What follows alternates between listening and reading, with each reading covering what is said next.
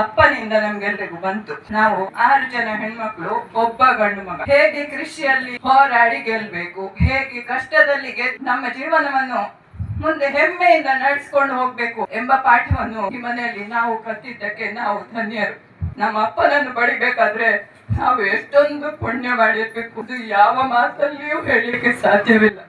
ಮಕ್ಕಳು ಅಂತ ಅಲ್ಲ, ಮೊಮ್ಮಕ್ಕಳಿಗೂ ಕೂಡ ಬಂದರೆ ಒಂದು ಎಷ್ಟು ಪ್ರೀತಿಯಿಂದ ಮಾತನಾಡಿಸಿ ಬಂದಿಯ ಮಗಳೇ, ಬಂದಿಯ ಮೊಮ್ಮಗಳೇ ಅಂತ ಹೇಳಿ ತೊಡೆಯ ಮೇಲೆ ಎತ್ತಿ ಕುಳ್ಳಿರಿಸಿ ಅವರಿಗೆ ಧೈರ್ಯ ತುಂಬಿ ಒಳ್ಳೆಯದು ಶಿಕ್ಷಣ ಒಳ್ಳೆ ಪಡಿಬೇಕು, ಒಳ್ಳೆ ವಿದ್ಯೆ ಬುದ್ಧಿ ಒಳ್ಳೆ ಬಂದು ಸಮಾಜದಲ್ಲಿ ಒಂದು ಹೆಮ್ಮೆಯ ಹೆಣ್ಣು ಮಗಳು ಹೆಣ್ಣು ಮಗು ಆಗಿ ತಮ್ಮ ಜವಾಬ್ದಾರಿಯನ್ನು ಹೇಗೆ ಮುನ್ನಡೆಸ್ಕೊಂಡು ಹೋಗ್ಬೇಕು ಎಂಬ ಪಾಠ ಅವರಿಂದ ಕಲಿತದ್ದಕ್ಕೆ ನಾವು ಧನ್ಯರು, ನಾವು ಸಾರ್ಥಕ. ಇನ್ನು ಭಜನೆ ಅಂತ ಹೇಳಿದ್ರೆ ಅಪ್ಪನಲ್ಲಿ ಕೇಳ್ಬೇಕು, ಹೇಗೆ ಮಾಡ್ಬೇಕು.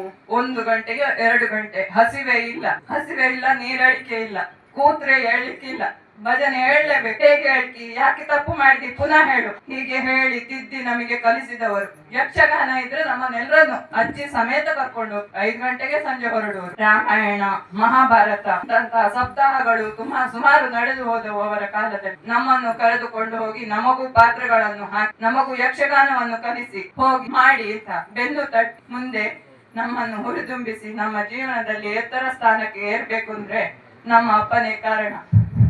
ಅಂತ ಅಪ್ಪನನ್ನು ಕಳೆದುಕೊಂಡ ದುಃಖವನ್ನು ಆ ದೇವರೇ ನಮ್ಮನ್ನು ಭರಿಸಬೇಕು. ಯಕ್ಷಗಾನ ತಜ್ಞ ಶ್ರೀ ಸೂರ್ಯಕುಮಾರ್ ಗೋವಿಂದ ಭಟ್ರಿಗೂ ನಾವು ಶ್ರದ್ಧಾಂಜಲಿಯನ್ನು ಸಲ್ಲಿಸ್ತಾ ಇದ್ದೇವೆ. ಹಾಗೆ ದಿನೇಶಣ್ಣ ಮತ್ತೆ ಸೂರ್ಯಕುಮಾರ್ ಗೋವಿಂದ ಭಟ್ರು ಇಬ್ಬರಿಗೂ, ಹಾಗೆ ಅಗಲಿದಂತಹ ಇನ್ನೇ ಅನೇಕ ಮಂದಿ ಕಲಾವಿದರು ಇರಬಹುದು, ಎಲ್ಲರಿಗೂ ನಾವು ಶ್ರದ್ಧಾಂಜಲಿಯನ್ನು ಸಲ್ಲಿಸಬೇಕು ಅಂತ. ಬಹಳಷ್ಟು ವರ್ಷಗಳ ಕಾಲ ತಮ್ಮ ನೇತೃತ್ವದಲ್ಲಿ ಮುನ್ನಡೆಸಿದಂತಹ ಕೀರ್ತಿ ವ್ಯಕ್ತವರು ಮಾತ್ರ ಅಲ್ಲ, ಆ ಸಮಯದಲ್ಲಿ ಮೇಳವನ್ನು ನಡೆಸುವುದು ಅಂತ ಹೇಳಿದ್ರೆ ಅಷ್ಟು ಸುಲಭ ಇರಲಿಲ್ಲ. ಇವತ್ತಿನ ಹಾಗೆ ವಾಹನ ವ್ಯವಸ್ಥೆಗಳು, ಫೋನ್ ವ್ಯವಸ್ಥೆಗಳು ಯಾವುದೂ ಇಲ್ಲದಂತಹ ಸಮಯದಲ್ಲಿ ಮೇಳವನ್ನು ಒಂದು ಒಳ್ಳೆಯ ಸರ್ವಾಂಗೀಣ ಸರ್ವಸಜ್ಜಿತ ಮೇಳವಾಗಿ ಸ್ವಂತ ಡ್ರೆಸ್, ವಾಹನ ಬಾಡಿಗೆ ಅಂತ ಹೇಳ್ತಿದ್ರು. ಮತ್ತೆ ಸ್ಥಳೀಯ ಮುಖ್ಯವಾಗಿ ಕಲಾವಿದರು ಯಾರು ಸಂಭಾವನೆಯನ್ನು ಬಯಸ್ತಿರ್ಲಿಲ್ಲ, ಸಂಭಾವನೆಯನ್ನು ಕೊಡುವ ಕ್ರಮವೂ ಇರಲಿಲ್ಲ. ಕೇವಲ ಹವ್ಯಾಸವಾಗಿ ತಮ್ಮ ಸೃಜನಶೀಲತೆಯನ್ನು ಪ್ರದರ್ಶಿಸಲಿಕ್ಕೆ ಮತ್ತು ಮನೋರಂಜನೆಯನ್ನು ಕೊಡ್ಲಿಕ್ಕೆ ಬೇಕಾಗಿ ಈ ಯಕ್ಷಗಾನ ಸಂಘವನ್ನು ಕಟ್ಟಿಕೊಂಡು ತಮ್ಮ ಜ್ಞಾನ ವೃದ್ಧಿಯನ್ನು ಮಾಡಿಕೊಂಡು ಇತರರಿಗೆ ಮಾರ್ಗದರ್ಶಿಯಾಗಿ ಬಹಳಷ್ಟು ಕಾಲ, ಸುಮಾರು ಒಂದು 15 ವರ್ಷಗಳಷ್ಟು ಕಾಲ ಅವರು ಬಂಡಿಯೋಳ ಮೇಳದ ಅಧ್ಯಕ್ಷರಾಗಿದ್ದಂತಹ ಸಮಯದಲ್ಲಿ ಬಂಡಿಯೋಳ ಮೇಳಕ್ಕೆ ಎಲ್ಲ ಬೇಕಾದಂತಹ ಪರಿಕರಗಳು, ಅಂದ್ರೆ ಆ ಕಾಲಕ್ಕೆ ಯಾವ ರೀತಿಯಲ್ಲಿ ಅದು ಸೂಕ್ತ ಎನ್ನಿಸಲ್ಪಡ್ತದೋ ಅಂತದ್ದನ್ನೆಲ್ಲ ತಯಾರು ಮಾಡಿ ಮೇಳವನ್ನು ಉತ್ತಮ ರೀತಿಯಲ್ಲಿ ಮುನ್ನಡೆಸಿಕೊಟ್ಟು ನಮ್ಮ ಬೆಳ್ತಂಗಡಿ ತಾಲೂಕು, ಪುತ್ತೂರು ತಾಲೂಕುಗಳಲ್ಲಿ ಒಳ್ಳೆಯ ಹೆಸರು ಗಳಿಸಿದಂತಹ ಮೇಳ ಅಂತ ಅನ್ನಿಸಿಕೊಂಡಿತ್ತು ಒಂದು ಕಾಲದಲ್ಲಿ. ಅಷ್ಟು ಕಲಾವಿದರಿದ್ರು ಊರಲ್ಲಿ. ಇನ್ನು ಅನೇಕ ಹಿರಿಯ ಕಲಾವಿದರು, ಪ್ರತಿಯೊಬ್ಬರ ಹೆಸರನ್ನು ನಾನು ಹೇಳಿಕ್ ಹೋಗುದಿಲ್ಲ, ಆ ಪರಿಸ್ಥಿತಿ ಇಲ್ಲ ನಮಗೆ. ನಾವು ಯಾವುದೇ ಒಂದು ಪ್ರದರ್ಶನ ಕೊಡಬೇಕಿದ್ರು ಔಟ್ ಸೈಡ್ ಇಂದ ಅತಿಥಿ ಕಲಾವಿದರನ್ನು ಕರೆಸುವಂತಹ ಅನಿವಾರ್ಯತೆ ಉಂಟು. ಸ್ತ್ರೀವೇಷಗಳು ಹಾಗೆ ಅತ್ಯಂತ ಸುಂದರವಾಗಿ ಮನೋಜ್ಞವಾಗಿ ಜನಮಾನಸದಲ್ಲಿ ಅಚ್ಚೊತ್ತಿ ನಿಂತಿವೆ. ಅಂತರ ದಿನೇಶಣ್ಣನ ಸ್ತ್ರೀವೇಷ ಉಂಟ, ಜನ ಹತ್ತು ಜಾಸ್ತಿ. ಆ ರೀತಿಯ ಒಂದು ವಾತಾವರಣ. ಅವರು ಮೋಕ್ಷದ ಪ್ರಭಾವತಿ, ನಳದಮಯಂತಿಯ ದಮಯಂತಿ, ಹಾಗೆ ಚಿತ್ರಾಂಗದೆ, ಹಾಗೆ ಸುಭದ್ರೆ, ದ್ರೌಪದಿ, ಇಂತಹ ಸೀತೆ ಮುಂತಾದ ಗರತಿ ಪಾತ್ರಗಳನ್ನು ಅತ್ಯಂತ ಕರಾರುವಕ್ಕಾಗಿ ಅದನ್ನು ನಿರ್ವಹಣೆ ಮಾಡಿ ಜನಮನ್ನಣೆಯನ್ನು ಗಳಿಸಿದ್ರು. ಸುಮಾರು 65 ವರ್ಷಗಳವರೆಗೆ ನಿರಂತರವಾಗಿ ವೇಷಗಳನ್ನು ಮಾಡ್ತಾ ಇದ್ರು. ಆಮೇಲೆ ಅವರಿಗೆ ಸ್ವಲ್ಪ ಕಣ್ಣಿನ ತೊಂದರೆ, ಮೇಕಪ್ ಮಾಡಿಕೊಳ್ಳಿಕ್ಕೆ ಆಗುದಿಲ್ಲ ಮಾರೆ ಇನ್ನು ನನ್ನಿಂದ ಅಂತ ಹೇಳ್ತಾ ಇದ್ರು. ಆ ಸಮಯದಲ್ಲೇ ಅವರು ವೇಷ ಮಾಡುವುದನ್ನು ಬಿಟ್ಟರು. ಸುಮಾರು ಒಂದು 25 ವರ್ಷ ಆಯ್ತು ಅವರು ಈಗ ವೇಷ ಮಾಡದೆ. ಅವರ ವೇಷವನ್ನು ನಾವು ರಂಗದಲ್ಲಿ ನೋಡದೆ, ನಾವೇನು ಒತ್ತಾಯ ಮಾಡ್ತಿರ್ಲಿಲ್ಲ. ಯಾಕಂತ ಹೇಳಿದ್ರೆ ಅವರವರ ದೇಹ ಪರಿಸ್ಥಿತಿ ಅವರವರಿಗೆ. ಅಂತಹ ಒಬ್ಬ ಉತ್ತಮ ಸ್ತ್ರೀ ವೇಷಧಾರಿ ಮತ್ತೆ ಒಳ್ಳೆಯ ಮಾರ್ಗದರ್ಶಕ. ಯಾವುದೇ ಒಬ್ಬ ವ್ಯಕ್ತಿಯನ್ನು ಅವರು ಅನಾವಶ್ಯಕವಾಗಿ ಹೊಗಳ್ತಿರ್ಲಿಲ್ಲ. ನಾನೇನಾದ್ರೂ ತಪ್ಪು ಮಾಡಿದ್ರೆ ನನ್ನನ್ನು ಕರೆದು ಹೇಳ್ತಿದ್ರು, ನೋಡು ಅದು ಹಾಗಲ್ಲ, ಅದು ಹೀಗೆ ಆಗ್ಬೇಕಿತ್ತು, ಅದನ್ನು ಹೀಗೆ ಮಾಡ್ಬೇಕು. ಅನೇಕ ಸಲ ನಾನು ಅವರ ನಿರ್ದೇಶನಗಳನ್ನು ಪಡ್ಕೊಂಡಿದ್ದೇನೆ, ಪಾಲಿಸಿ. ಅಂತಹ ಒಬ್ಬ ಧೀಮಂತ ವ್ಯಕ್ತಿತ್ವ. 1984ನೇ ಇಸ್ವಿಯಲ್ಲಿ ಅವರನ್ನು ಇಂಗ್ಲಿಷ್ ಯಕ್ಷಗಾನ ಇಲ್ಲಿ ಪಣಂಬೂರಲ್ಲಿ ವೆಂಕಟರಾಯ ಐತಾಳ ಯಕ್ಷಗಾನ ಕೇಂದ್ರದವರು ಆಯೋಜಿಸಿದ್ರು. ಆ ಯಕ್ಷಗಾನದಲ್ಲಿ ಅವರು ಫಸ್ಟ್ ಪ್ರೈಸ್ ತಗೊಂಡಿದ್ರು ಸ್ತ್ರೀವೇಷದಲ್ಲಿ, ಇಂಗ್ಲಿಷ್ ಯಕ್ಷಗಾನದಲ್ಲಿ. ಮತ್ತೆ ಕಲ್ಲಾಡಿ ವಿಠಲ ಶೆಟ್ಟರು ಇಲ್ಲಿ ಮನೆಗೆ ಬಂದಿದ್ರಂತೆ ಅವರನ್ನು ಮೇಳಕ್ಕೆ ಆಹ್ವಾನಿಸ್ಲಿಕ್ಕೆ. ಅದೊಂದು ದೊಡ್ಡ ಹೆಮ್ಮೆ ನಮಗೆ. ಯಾಕೆಂತ ಹೇಳಿದ್ರೆ ಆ ಸಮಯದಲ್ಲಿ ಅವರು ಮೇಳಕ್ಕೆ ಕಳಿಸುವಂತಹ ಪರಿಸ್ಥಿತಿ ಇರಲಿಲ್ಲ ಅವರ ತಂದೆಯವರಿಗೆ. ಅವ್ರು ಹೇಳಿದಂತೆ ಒಬ್ಬನೇ ಮಗ ಇರುವುದು, ಕಳಿಸ್ಲಿಕ್ಕೆ ಆಗುದಿಲ್ಲ ಮೇಳಕ್ಕೆ. ಅವರೇನಾದ್ರೂ ಮೇಳಕ್ಕೆ ಹೋಗ್ತಿದ್ರೆ ಇವತ್ತೀಗ ಯಾರು ಉಚ್ಚ ಸ್ತರದಲ್ಲಿ ಆ ಸ್ತ್ರೀವೇಷಧಾರಿಗಳಿದ್ರು ಅಂದ್ರೆ ಕೊಳ್ಳೂರಿನವರು, ಪಾತಾಳದವರು, ಹಾಗೆ ಅವರ ಸ್ಥಾನದಲ್ಲೇ ಇರ್ತಿದ್ರೋ ಏನೋ ನಮ್ಮ ದಿನೇಶಣ್ಣ ಕೂಡ. ಆದ್ರೆ ಅವರಿಗೆ ಯೋಗ ಇಲ್ಲ ಅಷ್ಟೇ, ಯೋಗ್ಯತೆ ಇತ್ತು, ಯೋಗ ಇಲ್ಲ. ಹಾಗಾಗಿ ಅಂತ ಒಬ್ಬ ಧೀಮಂತ ವೇಷಧಾರಿಯನ್ನು ನಾವು ಕಳ್ಕೊಂಡಿದ್ದೇವೆ. 1948ರಲ್ಲಿ ಅವರ ಜನನ ಆದದ್ದು ಇದೇ ಮನೆಯಲ್ಲಿ. ಅವರ ತಂದೆ ತಾಯಿಯವರಿಗೂ 6 ಜನ ಹೆಣ್ಣು ಮಕ್ಕಳು, ಒಬ್ಬ ಗಂಡು. ಹಾಗೆ ಇವರಿಗೂ ಹಾಗೆ 6 ಜನ ಹೆಣ್ಣು ಮಕ್ಕಳು, ಒಬ್ಬ ಗಂಡು. ಅವರೇ ಈಗ ಉಲ್ಲಾಸಿದ್ದಾರೆ ಇಲ್ಲಿ. 6 ಜನ ಹೆಣ್ಣು ಮಕ್ಕಳನ್ನು ಮದುವೆ ಮಾಡಿ ಕೊಟ್ಟಿದ್ದಾರೆ. ಒಳ್ಳೆಯ ಸುಖಿ ಸಂಸಾರ, ಜೀವನೋಪಾಯಕ್ಕೆ ಕೃಷಿ, ಹೀಗೆಲ್ಲ ಅವರ ಹಿನ್ನೆಲೆ ಬಹಳ ಒಳ್ಳೆಯದಿತ್ತು. ಇಂತಹ ಕುಟುಂಬದಲ್ಲಿ ಹುಟ್ಟಿ ಮೆರೆದಂತಹ, ನಮ್ಮ ಊರಿನಲ್ಲೇ ಮೆರೆದಂತಹ ದಿನೇಶ್ ಅಣ್ಣನವರಿಗೆ ನಾವು ಹೃತ್ಪೂರ್ವಕವಾಗಿ ಶ್ರದ್ಧಾಂಜಲಿಯನ್ನು ಸಲ್ಲಿಸ್ತಾ ಇದ್ದೇನೆ. ಓಂ ಶ್ರೀ ಸಾಯಿರಾಮ್. ಅತ್ಯಂತ ಭಾವುಕವಾದಂಥ ಒಂದು ಸನ್ನಿವೇಶ. ಆತ್ಮೀಯರೇ, ಅಡಿಕೆಯಿಂದ ನಾನು ಮತ್ತು ಲಿಂಗಪೂರ್ಣ ಜೊತೆಗೆ ಬಂದೆವು. 28 ಯಾವ ತಾರೀಕು ಸರ್ ನೀವು ನನಗೆ ಫೋನ್ ಮಾಡಿದ್ದು? ಅಡಿಕೆಯಲ್ಲಿ ಒಂದು ಕಾರ್ಯಕ್ರಮದಲ್ಲಿ ಇದ್ದೆ. ಅದು ಕೇಳಿದ ತಕ್ಷಣ ನೆಲ ಕುಸಿದಾಗಾಯ್ತು ನನಗೆ. ಯಾಕೆಂದರೆ ದಿನೇಶ್ ಅಣ್ಣ ಎಂಬಂಥ ಈ ವ್ಯಕ್ತಿತ್ವ ಇದೆಯಲ್ಲ, ಅಡಿಕೆಗೆ ಅವರ 10ನೇ ತರಗತಿ ವಿದ್ಯಾರ್ಥಿಯಾಗಿ ಬಂದವರು. ನಾನು 8, 9 ಆಗಿ 10ನೇ ತರಗತಿಯಲ್ಲಿದ್ದೆ. ಅವರು ಬಂದದ್ದೇ ಒಂದು ಒಳ್ಳೆ ಬೆಳಕು ಬಂದಾಗ ಆಗಿತ್ತು. ಅವರು ಕ್ಲಾಸ್ ಬಂದಾಗಲೇ ಅವರ ಕ್ರಮ, ಅವರ ಒಂದು ವ್ಯಕ್ತಿತ್ವ, ಅದೆಲ್ಲಂಥ ಒಂದು ಶುಚಿ ರುಚಿ ಅದು ಅನುಭವಿಸಾಗಲೇ ಗೊತ್ತು. ಹಾಗೆ ಆ ದಿನೇಶ್ ಅಣ್ಣ ಅವರ ಮುಖ್ಯವಾಗಿ ನನಗೆ 2 ವರ್ಷಗಳ ಸಂಪರ್ಕ, ಅವರ ಜೊತೆ ಗೆಳೆತನ ಇದ್ದದ್ದು. ಅಳಿಕೆಯಲ್ಲಿ ಅವರು ಮುಖ್ಯವಾಗಿ ನನಗೆ ಕ್ಲಾಸ್ ರೂಮಲ್ಲಿದ್ದಾಗ ನನಗೆ ಕನ್ನಡ ಪಾಠದಲ್ಲಿ ಸಜಂಕಿನ ಸುಬ್ರಹ್ಮಣ್ಯ ಭಟ್ ಅಂತ ಒಬ್ಬರು ಒಳ್ಳೆ ಎತ್ತರದ ಹಾಡು, ಭಾಳ ಚೆನ್ನಾಗಿರುವ ಚಲೋದಾದಂಥ ಪಾಠ ಅವ್ರದ್ದು. ಆ ಪಾಠ ಕೇಳಿ ಅವರೊಂದು ಕುವೆಂಪುರವ್ರ ಬಗ್ಗೆ ಒಂದು ಕವನ, ದೇಶ ನನ್ನದು ಅಂತಾಗ ತಮಗೆ ಯಾರಿಗಾರು ಗೊತ್ತಿಲ್ಲ ಸಾಕು, ಅದನ್ನು ಅವರು ಕನ್ನಡ ಪಂಡಿತರು ಭಾಳ ಸುಶ್ರಾವ್ಯವಾಗಿ ಹಾಡಿದ್ದಾರೆ. ಆಮೇಲೆ 1 ವಾರ ಕಳೆದು ಒಂದು ಸ್ಟೇಜ್ನಲ್ಲಿ ಕಾರ್ಯಕ್ರಮದಲ್ಲಿ ನಮ್ಮ ದಿನೇಶ್ ಅಣ್ಣ ಅದೇ ಗೀತೆಯನ್ನು, ದೇಶ ನನ್ನದು ನನ್ನದು ನಾಡು ಅಂತ ಒಂದು ಹಾಡಿದ್ದಾರೆ. ಆ ಭಾವಗೀತೆಯನ್ನು ಇವತ್ತು ಕೂಡ ಮೈ ರೋಮಾಂಚನ ಆಗ್ತಾರಿಗೆ. ಅಂಥ ಭೋಗ, ಅಂಥ ಕಂಠ, ಅಂಥ ಪ್ರತಿಭೆ, ಅಷ್ಟು ಬೆಳಕದಲ್ಲಿ, ಅಷ್ಟು ಸಂದೇಶದಲ್ಲಿ, ಅದರ ಮೂಲಕ ಅವರು ಹಾಡ್ತಾ ಅಷ್ಟು ಭಾವತುಂದರಾಗ್ತಿದ್ರು.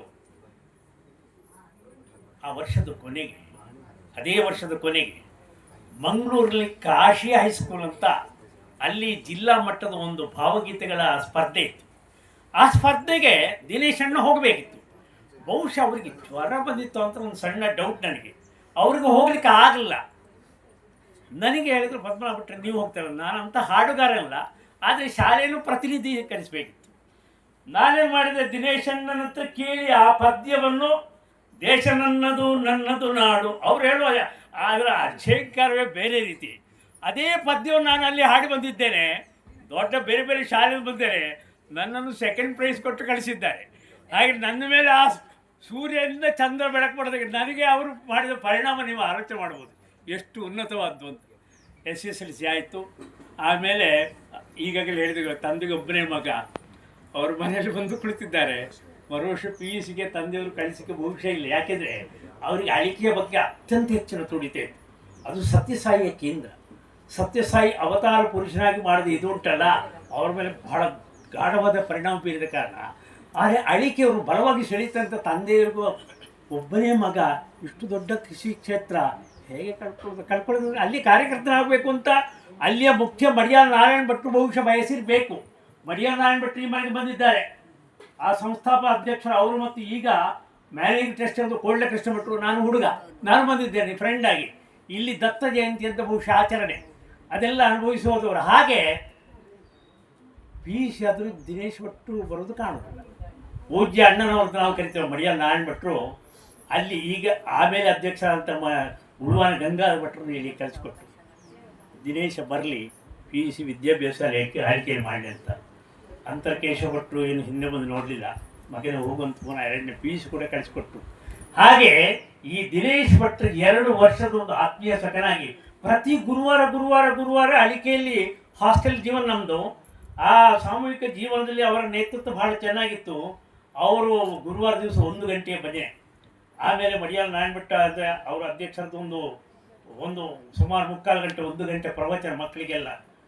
ಆ ಭಜನೆಯ ಒಂದು ಒಟ್ಟು ಅದನ್ನು ರೂಢಿ ಮಾಡುವುದು, ಅದಕ್ಕೆ ಬೇಕಾದ ತಯಾರಿ, ಇದೆಲ್ಲ ಒಂದಕ್ಕಿಂತ ಒಂದು ಭಾಳ ಭಾಳ ಖುಷಿ ಇತ್ತು ಅವರೊಟ್ಟಿಗೆ.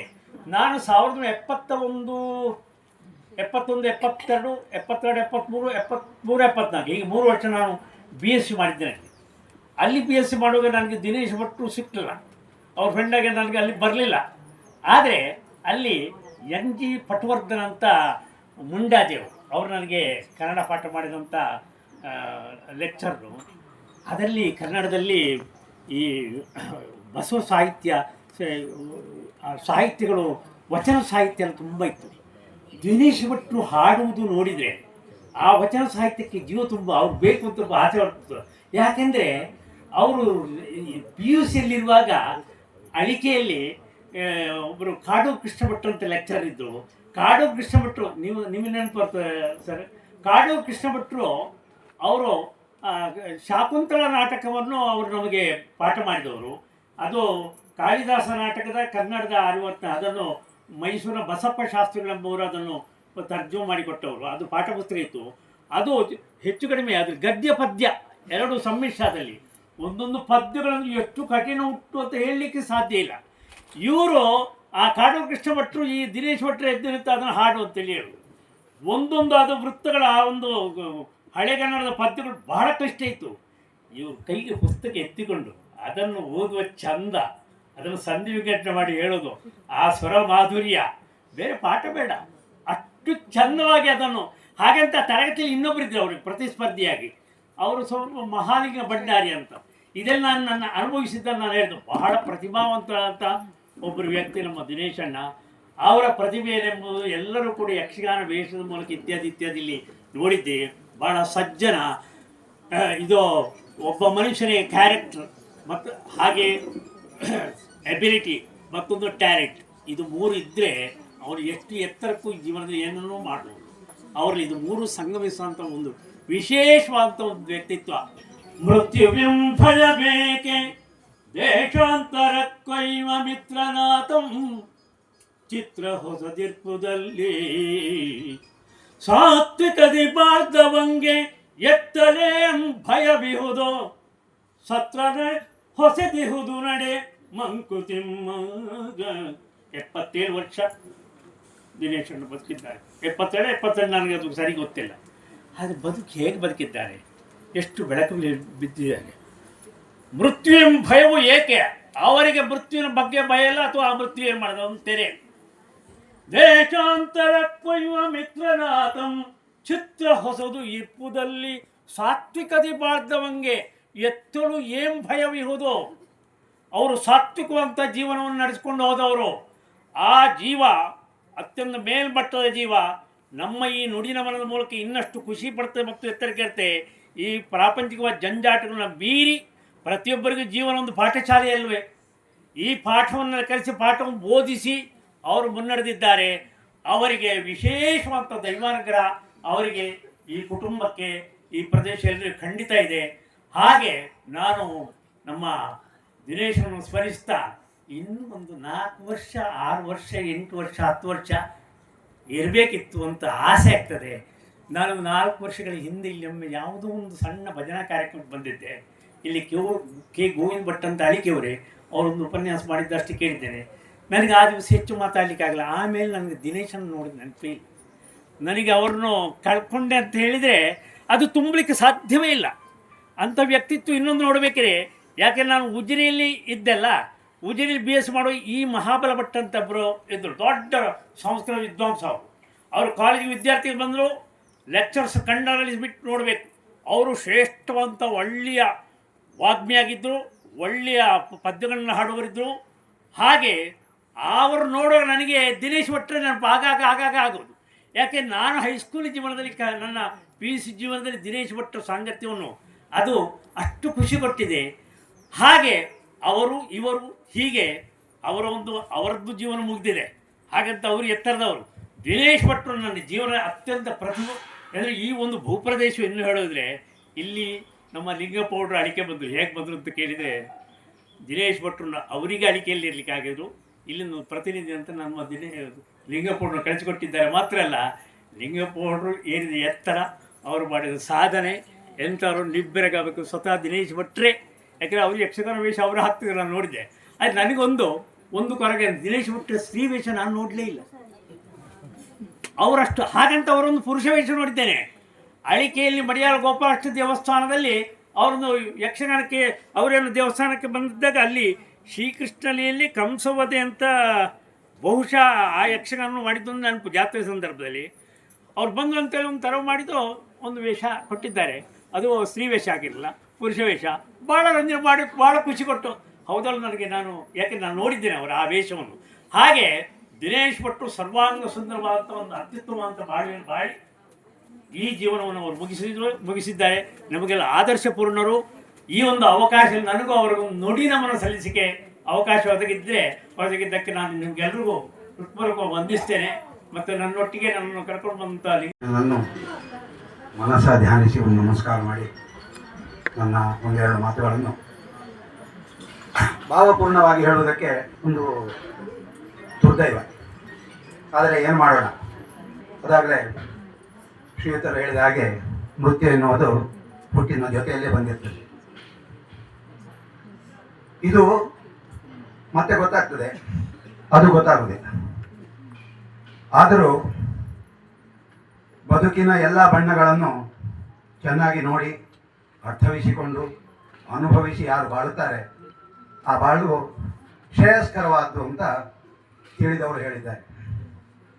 ನನಗೂ ನಿಮಗೂ ಗೊತ್ತಿರುವ ಹಾಗೆ ಸಜ್ಜನರಾಗಿ, ಶಿಸ್ತುಬದ್ಧರಾಗಿ, ಜನಪ್ರಿಯರಾಗಿ, ಸರ್ವರಸ ಮನೋಭಾವದವರಾಗಿ ದಿನೇಶಣ್ಣ ನಮ್ಮೆಲ್ಲರ ಮನಮಾನಸದಲ್ಲಿ ಅಚ್ಚೊತ್ತಿ ನಿಂತಿದ್ದಾರೆ. ಈಗ ಇಲ್ಲ ಅಂತಾದರೂ ಸಹ ಅವರು ಇದ್ದೇ ಇದ್ದಾರೆ ಅನ್ನುವಂಥ ಒಂದು ದೃಢ ವಿಶ್ವಾಸ ನನಗುಂಟು. ಈ ರೀತಿಯಾಗಿ ನಾನು ಹೇಳುವುದಕ್ಕೆ ಕಾರಣ ಸಹೃದಯತೆ. ನಿಮಗೂ ಗೊತ್ತಿರಬಹುದು, ನಾನು ಇಲ್ಲೇ ಓಡಾಡಿಕೊಂಡಿದ್ದು 95ರವರೆಗೆ. ಮೇಳಕ್ಕೆ ಸೇರಿದೆ. ಮೇಳಕ್ಕೆ ಸೇರಿ ಒಂದು ಕೆಲವು ಸಮಯದಲ್ಲಿ ಒಂದು 2-3 ತಿಂಗಳಲ್ಲಿ ನಾವು ಪರಸ್ಪರ ಭೇಟಿಯಾದವು. ಕೆಲವಾರು ಗಂಟೆಗಳ ಮಾತುಕತೆ. ಆಗ ಅವರು ನನಗೆ ಉಪದೇಶ ಮಾಡಿದರು, ಇದು ನೋಡು, ನಮ್ಮಂಥ ಸಜ್ಜನರಿಗೆ ಹೇಳಿದ್ದಲ್ಲ, ಮೇಳದಲ್ಲಿ ಎಲ್ಲರೂ ಒಳ್ಳೆಯವರು ಇರ್ತಾರೆ ಅಂತ ಹೇಳುವುದಕ್ಕಾಗೋದಿಲ್ಲ. ಸಹವಾಸ ದೋಷದಿಂದ ಮನುಷ್ಯ ಕೆಡುವಂಥ ಸಾಧ್ಯತೆಗಳು ತುಂಬ ಉಂಟು. ಅದರಲ್ಲಿ ಸಜ್ಜನರ ಸಭೆಯಲ್ಲಿ ಪ್ರಸ್ತಾಪ ಮಾಡಬಾರ್ದು, ಅದು ವಾಸ್ತವಿಕ ವಿಷಯವಾದ್ದರಿಂದ ಓಪನ್ ಆಗಿ ಹೇಳ್ತೇನೆ. ಈ ಕುಡಿತ ಎನ್ನುವುದು ಅನುಚಾನವಾಗಿ ನಡೆದು ಬಂದಂಥ ಒಂದು ದುರಭ್ಯಾಸ, ಜೊತೆಯಲ್ಲಿ ಇಸ್ಪೀಟಾಟ, ಹಾಗೆ ಮತ್ತು ಕೆಲವು ನಿಂದ್ಯ ವ್ಯವಹಾರಗಳುಂಟು. ಅದರ ಸೆಳೆತಕ್ಕೆ ಮನುಷ್ಯ ಬಹಳ ಬೇಗ ಆಕರ್ಷಿತನಾಗ್ತಾನೆ. ಅದೆಲ್ಲವನ್ನು ನಿಭಾಯಿಸಿಕೊಂಡು ಹೋಗ್ತೇನೆ ಅನ್ನುವಂಥ ಸ್ಥೈರ್ಯ ಮತ್ತು ಧೈರ್ಯ ನಿನ್ನಲ್ಲಿದ್ದರೆ ಮುಂದುವರಿ. ಇಲ್ಲದಿದ್ದರೆ ಈಗ ಮರ್ಯಾದೆಯಲ್ಲಿ ಹೋಗಿದ್ದಿ, ಮರ್ಯಾದೆಯಲ್ಲಿ ಈ ವರ್ಷದ ತಿರುಗಾಟ ಮುಗಿಸಿ ಮನೆಗೆ ಬಾ ಅಂತ. ಆಗ ನನಗೊಮ್ಮೆ ಅನ್ನಿಸ್ತು, ಏನು ಇವರು ಹೀಗೆ ಹೇಳ್ತಾರೆ, ಅದೇ ಹಿಂಗೂಡ ಶ್ರೀಕಂಠಣ್ಣ ಹೋಗು ಮಾರೆ, ಇನ್ನೊಂದು 5 ವರ್ಷ ತಿರುಗಾಟ ಮಾಡಿ ಸ್ವಲ್ಪ ಅನುಭವ ಮಾಡಿಕೊಂಡು ಬಾ, ನಮಗೂ ಪ್ರಯೋಜನ ಆಗ್ತದೆ ಅಂತ ಹೇಳಿದರು. ಆದರೆ ದಿನೇಶಣ್ಣ ಅದನ್ನು ಈ ರೀತಿಯಲ್ಲಿ ಹೇಳಿದರು. ಕೆಲ ಕಾಲದ ನಂತರ ಹೇಗುಂಟು ಅಂತೆಲ್ಲ ವಿಚಾರಿಸುವಾಗ ಎಲ್ಲ ವಿಷಯವನ್ನು ಹೇಳಿದೆ. ಆಗ ಅವರಿಗೆ ಒಂದು ಸಂತೃಪ್ತಿ ಆಯಿತು. ಇನ್ನು ನಿನಗೇನಾಗೋದಿಲ್ವಾ, ಇನ್ನು ನೀನು ಯಾವ ಕಡೆಗೂ ಟರ್ನ್ ಆಗೋದಿಲ್ಲ, ನೀನು ನಿನ್ನ ದಾರಿಯಲ್ಲೇ ಇದ್ದೀಯ, ಅದರಿಂದ ಮುಂದುವರಿಸು ಅಂತ ಹೇಳಿದರು. ವಿಷಯ ಚಿಕ್ಕದಿದು, ಆದರೆ ಅದರ ಒಳಗಿದ್ದಂಥ ಒಂದು ಕಕ್ಕುಲತೆ ಎಷ್ಟು ಎನ್ನುವುದನ್ನು ನೀವು ಆಲೋಚನೆ ಮಾಡಿ. ನಮ್ಮ ಹುಡುಗ ಒಬ್ಬ ಹೊರ ಸಮಾಜಕ್ಕೆ ಹೋಗಿದ್ದಾನೆ, ಹೋಗಿ ಕೇಳಬಾರ್ದು, ಆದರೆ ಅವನು ಒಳ್ಳೆಯದಾಗಿ ಇರಬೇಕು. ಬಹಳ ಒಳ್ಳೆಯದಾಗಲಿಕ್ಕೆ ಆಗದಿದ್ರು ಅಡ್ಡಿಯಿಲ್ಲ, ಕೆಟ್ಟು ಬರುವುದು ಬೇಡ, ಆ ಮನೋಭಾವ ಇತ್ತು. ಹಾಗೆ ಅವರ ಮನೋಜ್ಞವಾದಂಥ ಸ್ತ್ರೀವೇಷ. ಪ್ರಾಯ ನಾನು ಯಕ್ಷಗಾನಕ್ಕೆ ಸೆಳೆಯಲ್ಪಟ್ಟದ್ದು ಅದೇ ಕಾರಣವೂ ಇರ್ಬೋದು. ಅವರದ್ದು ಒಂದೇ ವೇಷ ಅಂತ ತಿಳ್ಕೊಳ್ಬೇಡಿ. ನಿಮಗೊಂದು ಉದಾಹರಣೆ ಹೇಳ್ತೇನೆ. ನಮ್ಮ ದಬ್ಬೆಯಡ್ಕ ಪರಶುರಾಮ ದೇವಸ್ಥಾನದಲ್ಲಿ ಒಂದು ಕೃಷ್ಣಾರ್ಜುನ ಕಾಳಗ ಅಂತ ಪ್ರಸಂಗ ಆಯಿತು. ಇವರು ಸುಭದ್ರೆಯನ್ನು ಮಾಡಿದರು. ಎಂತಹ ಸುಭದ್ರೆ ಅಂದರೆ, ನಿಜವಾಗಿ ಹೇಳುದು, ನನ್ನ ಮೇಳದ ಜೀವನದಲ್ಲಿ ಅಂಥ ಸುಭದ್ರೆ ನಾನು ಇಷ್ಟುವರೆಗೆ ನೋಡಲಿಲ್ಲ. ಇವತ್ತಿಗೂ ನನಗೊಂದು ನೆನಪು ಬರ್ತೇವೆ ಒಂದು ಸಂದರ್ಭ. ಹಂಗಿಸಬೇಡತ್ತಿಗೆ ಸಣ್ಣತ್ತಿಗೆ, ಹಂಗಿಸಬೇಡತ್ತಿಗೆ ಅಂತ ಒಂದು ಪದ್ಯ ಉಂಟು. ಅದರಲ್ಲಿ ಸುಭದ್ರೆ ರುಕ್ಮಿಣಿಯಲ್ಲಿ ಹೇಳಿಕೊಳ್ಳುವಂಥ ಮಾತುಗಳು. ನಾನು ತವರು ಮನೆಗೆ ಬಂದಿದ್ದೇನೆ, ನನ್ನ ಗಂಡಂದಿರು ಸಂಕಷ್ಟದಲ್ಲಿದ್ದಾರೆ, ನಾನು ಅನಾಥಳಾಗಿದ್ದೇನೆ ಎನ್ನುವ ಒಂದೇ ಕಾರಣಕ್ಕೋಸ್ಕರ ನೀನು ನನ್ನನ್ನು ಹಂಗಿಸಬೇಡ ಅಂತ. ವಿಷಯ ಬಹಳ ಚಿಕ್ಕದಾಗಿದ್ದರೂ ಅದನ್ನು ಏನು ಪ್ರೆಸೆಂಟ್ ಮಾಡಿದಂಥ ವಿಧಿ ಉಂಟಲ್ಲ, ಅದು ಅಷ್ಟು ಅಚ್ಚುಕಟ್ಟಾಗಿತ್ತು ಮತ್ತು ಮಾರ್ಮಿಕವಾಗಿತ್ತು, ಮನೋಜ್ಞವಾಗಿತ್ತು. ಹೀಗೆ ಅವರು ಮಾಡುವಂಥ ವೇಷದ ಬಗ್ಗೆ ಚೆನ್ನಾಗಿ ಅಧ್ಯಯನವನ್ನು ಮಾಡಿ ಆಮೇಲೆ ರಂಗಪ್ರವೇಶ ಮಾಡ್ತಿದ್ರು. ಅವರು ನನಗೂ ಹೇಳಿದ್ದದೇ ಪಾಠವನ್ನು, ಯಾವ ವೇಷ ಬೇಕಾದರೂ ಮಾಡು, ಆದರೆ ಅದರ ಬಗ್ಗೆ ಸರಿಯಾಗಿ ತಿಳುವಳಿಕೆಯನ್ನು ಮಾಡಿಕೊಂಡು ಅಡಿಗಟ್ಟು ಗಟ್ಟಿ ಮಾಡಿಕೊಂಡು ಮತ್ತೆ ಮುಂದುವರಿದ್ರೆ ಮಾತ್ರ ಇದರಲ್ಲಿ ಯಶಸ್ಸು. ಇಲ್ಲದಿದ್ದರೆ ಅದೊಂದು ವ್ಯರ್ಥ ಪ್ರಯತ್ನ ಆಗ್ತದೆ, ಕುಂಟ ಹಾರಲಿಕ್ಕೆ ಪ್ರಯತ್ನ ಮಾಡಿದ ಹಾಗೆ ಆಗ್ತದೆ ಅಂತ. ಒಳ್ಳೆಯ ಭಜನೆಗಾರರು ಹೌದು ಅವರು, ಒಳ್ಳೆಯ ಕೃಷಿಕರು ಹೌದು, ಕೌಟುಂಬಿಕದಲ್ಲಿ ಎಲ್ಲರಿಗೂ ಪ್ರೀತಿ ಪಾತ್ರರಾಗಿದ್ದವರು. ಹೀಗೆ ಹಲವಾರು ಗುಣಗಳನ್ನು ಹೊಂದಿದಂಥ ದಿನೇಶಣ್ಣನನ್ನು ನಾವು ಅಗಲಿರುವುದು ನಮ್ಮ ಸಮಾಜಕ್ಕೆ ಒಂದು ದೊಡ್ಡ ನಷ್ಟ ಅಂತ ಹೇಳಿದರೆ ತಪ್ಪಿಲ್ಲ. ಈ ಸಂಸ್ಮರಣೆ ಅಂದರೆ ಕೆಲವರು ಹೇಳ್ತಾರೆ ಅದೇನು ಸತ್ತ ನಂತರ ಹೊಗಳಿ ಏನು ಪ್ರಯೋಜನ ಅಂತ. ಅಲ್ಲ, ಸಂಸ್ಮರಣ ಸತತವಾಗಿ ಅವರನ್ನು ನೆನಪಿನಲ್ಲಿ ಇಟ್ಟುಕೊಳ್ಳುವಂಥ ಬಗೆ ಇದು. ಇಷ್ಟವರೆಗೆ ಅವರು ನಮ್ಮ ಜೊತೆಯಲ್ಲೇ ಇದ್ದರು, ಇನ್ನು ಮುಂದಕ್ಕೆ ಅವರಿಲ್ಲ. ಆದರೆ ಅವರ ಒಳ್ಳೆಯದಾದಂಥ ನಡೆ ನುಡಿ ಆಚಾರ ವಿಚಾರಗಳನ್ನು ನೆನಪಿನಲ್ಲಿಟ್ಟುಕೊಂಡು ಸಾಧ್ಯವಾದಷ್ಟು ಅಳವಡಿಸಿಕೊಂಡು ನಾವು ಆ ದಾರಿಯಲ್ಲಿ ಮುಂದುವರೆದರೆ ಯಾರು ಮೃತರಾಗಿದ್ದಾರೋ ಅವರ ಯಶಸ್ಸು ಕೀರ್ತಿಗಳು ನಮಗೂ ಅಂಶತಃ ಅಂದರೆ ಅವರ ರೀತಿಯಲ್ಲೇ ನಮಗೂ ಪ್ರಾಪ್ತವಾಗ್ತದೆ ಎನ್ನುವಂಥ ಸದಾಚಾರದ ಇದು ನಡೆ, ಇದು ಮೃತರನ್ನು ಸಂಸ್ಮರಿಸುವುದು. ಹೀಗಾಗಿ ಆ ದಿನೇಶಣ್ಣನಲ್ಲಿದ್ದಂಥ ಒಳ್ಳೆಯ ಗುಣಗಳೆಲ್ಲವೂ ನಮ್ಮಲ್ಲಿಯೂ ಸ್ಥಿರವಾಗಿ ನೆಲೆಯಿದ್ದು ಅವರ ಹಾಗೆ ನಮ್ಮದು ಸಹ ಒಂದು ಯಶಸ್ವಿ ಜೀವನ ಆಗಿ ಸತ್ತ ನಂತರದಲ್ಲಿಯೂ ನೆನಪಿನಲ್ಲಿ ಉಳಿಯುವಂಥ ವ್ಯಕ್ತಿತ್ವವಾಗಿ ಬೆಳಗೋಣ. ಹಾಗೆಯೇ ಮೃತರಿಗೆ ಮೋಕ್ಷಮೂರ್ತಿಯಾದಂತಹ ಪರಮಾತ್ಮ ಮಹಾವಿಷ್ಣುವು ಶಾಶ್ವತವಾದಂತಹ ವಿಷ್ಣು ಲೋಕವನ್ನು ಕೊಟ್ಟು ಈ ಹುಟ್ಟು ಸಾವುಗಳ ಜಂಜಡದಿಂದ ಅವರನ್ನು ಬಿಡುಗಡೆ ಮಾಡಿ ತನ್ನಲ್ಲಿ ಐಕ್ಯ ಮಾಡಿಕೊಳ್ಳಿ ಅಂತ ದೇವರಲ್ಲಿ ಪ್ರಾರ್ಥನೆ ಮಾಡಿಕೊಂಡು ನನ್ನೆರಡು ಮಾತುಗಳನ್ನು ಮುಗಿಸ್ತೇನೆ. ಯಕ್ಷಗಾನ ಗೆಲ್ತೆ. ನಂತರ ದಿನೇಶಣ್ಣ ನನಗೆ ಒಂದು 15 ವರ್ಷದಿಂದ ಪರಿಚಯ. ಯಾಕಂದರೆ ನಾನು ಸೈನಿಕ ಜೀವನದಲ್ಲಿದ್ದೇನೆ. ಆಗ ಒಂದು ಪ್ರಚಲಿತ ಒಂದು ಏನಿತ್ತಂದರೆ ಸೈನಿಕರು ಅಂದರೆ ಏನೋ ಬೇರೆ ಬೇರೆ ಥರದ ವ್ಯಕ್ತಿಗಳು, ಅಂದರೆ ಕುಡಿತ ಅಂತ ವ್ಯವಸ್ಥೆಯಲ್ಲಿ ಇರುವವರು. ಆಗ ದಿನೇಶಣ್ಣ ಸಿಕ್ಕಿದಾಗ ನನ್ನಲ್ಲಿ ಸೈನಿಕ ಜೀವನದ ಅನುಭವವನ್ನು ಕೇಳ್ತಾ ಇದ್ರು.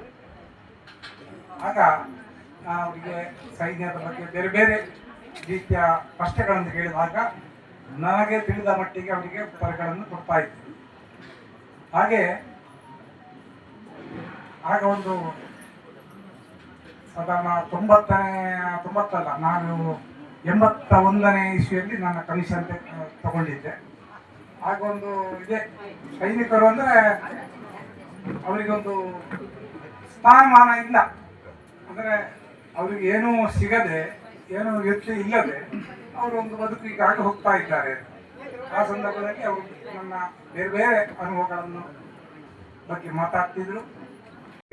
ಹಾಗೂ ಸಮಾಜಕ್ಕೆ ಒಂದು ದುಃಖದಾಯಕ ಸಂಗತಿ, ಆ ಮಹಾವಿಷ್ಣು ಅವರಿಗೆ ಸದ್ಗತಿಯನ್ನು ಒದಗಿಸಿ ಎಲ್ಲ ಕುಟುಂಬಿಕರಿಗೆ ಬಂಧುಗಳಿಗೆ ಆ ದುಃಖವನ್ನು ಭರಿಸುವ ಒಂದು ಶಕ್ತಿಯನ್ನು ನೀಡಲಿ ಅಂತ ನನ್ನ ಒಂದೆರಡು ಮಾತುಗಳನ್ನು ಹೇಳಿ ಮುಗಿಸ್ತಾ ಇದ್ದೇನೆ. ಸ್ವಪ್ನ ಚಂದ ಮಾತಾಡಿದ್ರು. ಅಪ್ಪನ ಆ ಒಂದು ಏನು ಮಕ್ಕಳ ಬಗೆಗಿನ ಕಾಳಜಿಯನ್ನು ಬಹಳ ಚಂದ ಹೇಳಿದರು.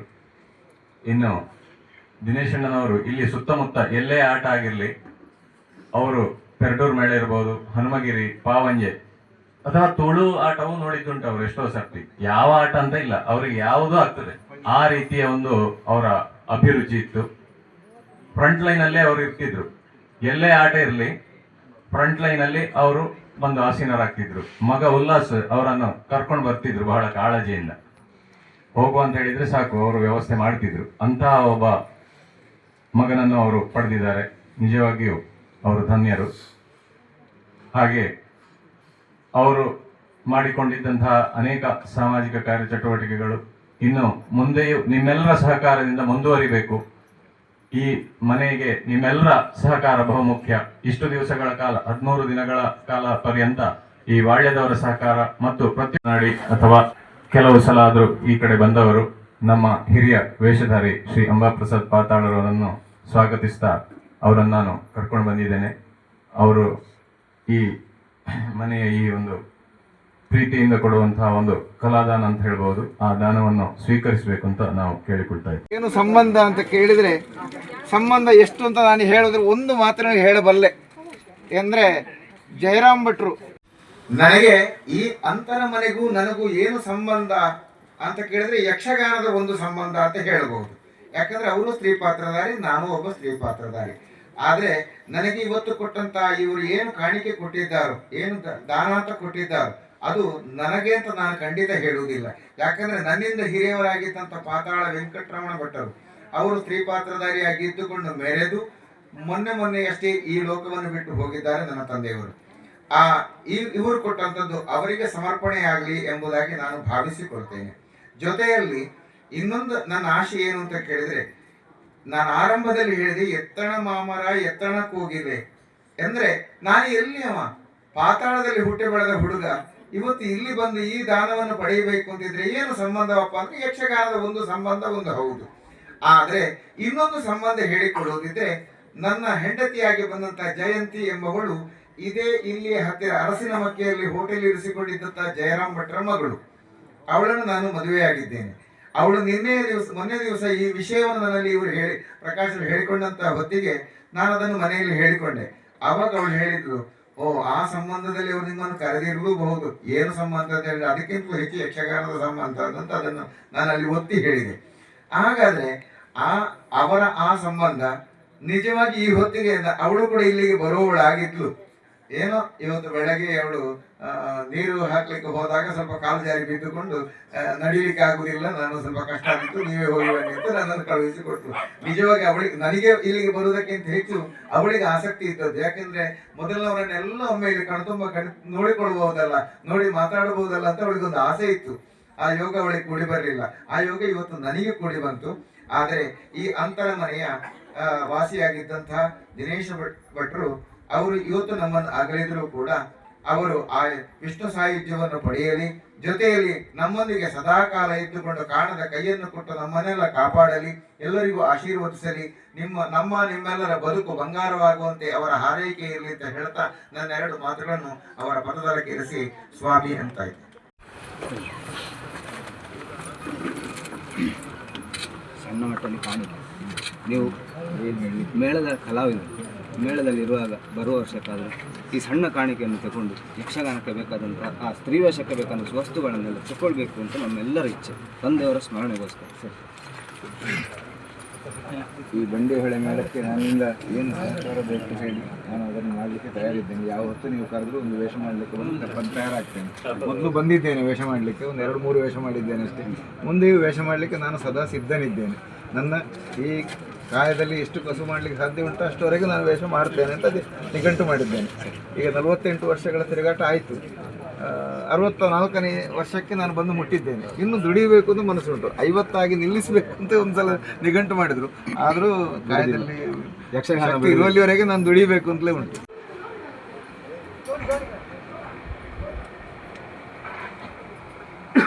ಓಂ ವಿಷ್ಣವೇ ನಮಃ, ವಿಷ್ಣವೇ ನಮಃ, ವಿಷ್ಣವೇ ನಮಃ.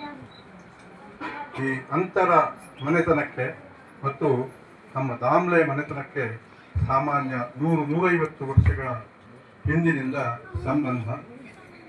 ಇಲ್ಲಿಯ ಹೆಣ್ಣು ನಮ್ಮ ವೆಂಕಟೇಶ ಶಾಸ್ತ್ರಿ ದಾಮ್ಲೆ ಅವರಿಗೆ ತಂದದ್ದು. ಹಾಗೆಯೇ ಅಡ್ಡಹಳ್ಳ, ಅಂಗುಡ ಹೀಗೆ ಕೂಡ ಇಲ್ಲಿದ್ದಾರೆ.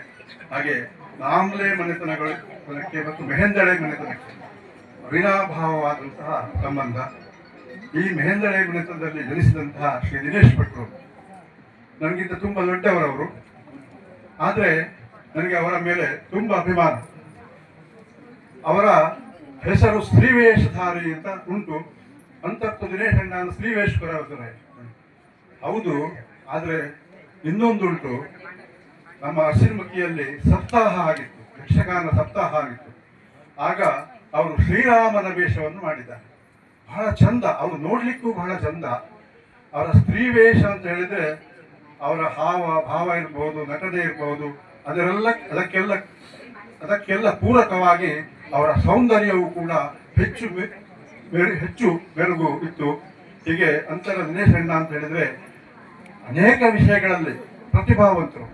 ಆಗ ಅಳಿಕೆ ಅವರು ಹೇಳಿದ್ರು, ಬೇರೆ ಬೇರೆ ಅವರಿಗೆ ವಿಷಯಗಳು ಗೊತ್ತುಂಟು, ಪುರಾಣ ಇರಬಹುದು ಅಥವಾ ನಮ್ಮ ವೈದಿಕ ವಿಷಯದ ಅನೇಕ ಅನುಭವಗಳು, ಈ ಎಲ್ಲ ವಿಷಯಗಳು ಅವರಲ್ಲಿತ್ತು. ಅವರು ಇದ್ದಂತಹ ಕಾಲದಲ್ಲಿ ನಮ್ಮ ಬಂಡಿಹೋಳಿ ಮೇಳ ಅಂತ ಹೇಳಿದ್ರೆ ಉಚ್ಛಾಯ ಕಾಲದ ಮೇಳ ಅದು. ಪತ್ತಿಮಾವರು ರಾಮಕೃಷ್ಣ ಭಟ್ರು, ಹೆಡ್ಡಳ್ಳ ರಘುರಾಮ್ ದಾಮ್ಲೆ ಅವರು, ಐಂಗುಡ ವಿಘ್ನೇಶ್ವರ ದಾಮ್ಲೆ, ಶ್ರೀಕಂಠ ದಾಮ್ಲೆ, ಹಾಗೆ ಶಂಗಿ ವಿಷ್ಣು ಭಟ್ರು, ಹಾಗೆ ತುಂಬಾ ಮಂದಿ, ಒರ್ಪಾದ ಅನಂತಣ್ಣ, ಹುಂಡಾಜೆ ಬಸವತಮಣ್ಣ, ಹೀಗೆ ಬೇರೆ ಬೇರೆ ನಮ್ಮ ಚಿತ್ಪಾವನ ಬಂಧುಗಳು ಕಲಾವಿದರಾಗಿದ್ದರು. ಇಡೀ ದಿವಸದ ದೇವಿ ಮಹಾತ್ಮೆಯನ್ನು ಮಾಡಿ ಮುಗಿಸುವಷ್ಟು ಕಲಾವಿದರಿದ್ರು. ಈ ಕಾಲಕ್ಕೆ ಅದು ಇಲ್ಲ, ಈಗೆಲ್ಲ ಪರ ಊರುಗಳಿಗೆಲ್ಲ ಹೋಗಿದ್ದಾರೆ. ಹಾಗೆ ಅವರವರ ಕಾಲದಲ್ಲಿ ಅವರವರ ಸಾಧನೆಯನ್ನು ನಮ್ಮ ಸಮಾಜಕ್ಕೆ ಕೊಟ್ಟಿದ್ದಾರೆ. ಹಾಗೆ ನಮಗೊಂದು ಹೆಮ್ಮೆ, ನಮ್ಮ ಚಿತ್ಪಾವನ ಜನಾಂಗದಲ್ಲಿ ಅನೇಕ ಕಲಾವಿದರಿದ್ದರು. ಹಾಗೆ ಎಲ್ಲ ಕಲಾವಿದರು ಕೂಡ ಶ್ರೇಷ್ಠರೇ. ಅವರ ಪೈಕಿಯಲ್ಲಿ ದಿನೇಶ್ ಅಣ್ಣನು ಕೂಡ ಶ್ರೇಷ್ಠರೇ. ನಮ್ಮ ಗೋಖಲೆಯವರು ಹೇಳಿದ್ರು, ಜಯಪ್ರಕಾಶ್ ಅವರಿಗೆ ಯೋಗ ಇಲ್ಲ, ಯೋಗ್ಯತೆ ಇತ್ತು ಅಂತ ಹೇಳಿದ್ರು. ಸರಿಯದು. ಈಗ ಕೆರೆಮನೆ ಮಹಾವಲ್ ಹೆಗಡೆ, ಕೆರೆಮನೆ ಗಜಾನನ ಹೆಗಡೆ ದೊಡ್ಡ ಸ್ತ್ರೀವೇಷಧಾರಿ, ಕೋಳಿಯೂರು ಇರಬಹುದು ನಮ್ಮ ಸಂಕೀರ್ತಿನಲ್ಲಿ. ಹಾಗೆ ದಿನೇಶ್ ಅಣ್ಣನಿಗೆ ಯೋಗ ಇರ್ತಿದ್ರೆ, ಒಬ್ಬ ತಮ್ಮನ ಅಣ್ಣನ ಇರ್ತಿದ್ರೆ, ಖಂಡಿತ ಅವರು ನಮ್ಮ ದಕ್ಷಿಣ ಕನ್ನಡದಲ್ಲಿ ತೆಂಗುತಿಟ್ಟಿನಲ್ಲಿ ಹೆಸರಾಂತ ದೊಡ್ಡ ಕಲಾವಿದರಾಗಿರ್ತಿದ್ರು ಅಂತ ಹೇಳಲಿಕ್ಕೆ ನಮಗೆ ಬಹಳ ಹೆಮ್ಮೆ ಆಗ್ತದೆ. ಇರಲಿ, ಅದು ನಮ್ಮ ಊರಿನಲ್ಲಿಯೂ ಹಾಗೆ ಯಕ್ಷಗಾನದ ಬಗ್ಗೆ ತಿಳುವಳಿಕೆಯುಳ್ಳ ಅನೇಕರಿಗೆ ಶ್ರೀ ಅಂತರ ದಿನೇಶ್ ಭಟ್ರು ಅಂತ ಹೇಳಿದ್ರೆ ಚಿರಪರಿಚಿತರು ಅಂತ ನನಗೆ ಹೇಳಲಿಕ್ಕೆ ಕೂಡ ಸಂತೋಷ ಆಗ್ತದೆ. ಸಮಯ ಮೀರ್ತಾ ಬಂತು.